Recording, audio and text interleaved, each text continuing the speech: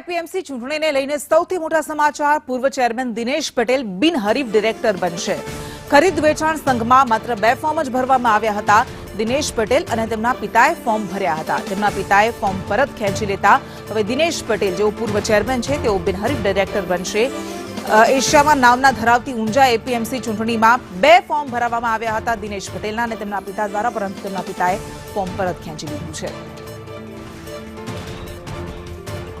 અને વધુ વિગત સાથે સંવાદદાતા પાયલ યાદવ આપણી સાથે જોડાઈ ગયા છે। જી પાયલ, શું વધુ વિગત છે? જી કૃષ્ણ, ચોક્કસ ઊંઝા એપીએમસી ચૂંટણીમાં પૂર્વ એપીએમસી ચેરમેન દિનેશભાઈ પટેલ બિનહરીફ ડિરેક્ટર તરીકે ચૂંટાઈ શકે છે તેવી સૂત્રો દ્વારા માહિતી મળી રહી છે। ઊંઝા એપીએમસી ચૂંટણીના મામલે અત્યારે ફોર્મ પરત ખેંચવાનો આજે અંતિમ દિવસ છે, જ્યારે દિનેશભાઈ પટેલ સહિત ખરીદ વેચાણ સંઘમાં માત્ર 2 ફોર્મ ભરાયા છે। ખરીદ વેચાણ સંઘની બેઠક પર દિનેશભાઈ પટેલ અને તેમના પિતાએ ફોર્મ ભર્યું હતું, ત્યારે દિનેશભાઈ પટેલના પિતાએ પોતાનું ફોર્મ પરત ખેંચ્યું છે અને તેને લઈને લાગી રહ્યું છે કે દિનેશભાઈ બિનહરીફ થઈ શકે છે। આ સૂત્રો દ્વારા જે પ્રમાણે માહિતી મળી રહી છે અને આજ સાંજ સુધીમાં આ સમગ્ર ચિત્ર એપીએમસીનું સ્પષ્ટ થઈ જશે। જી, આભાર આપનો।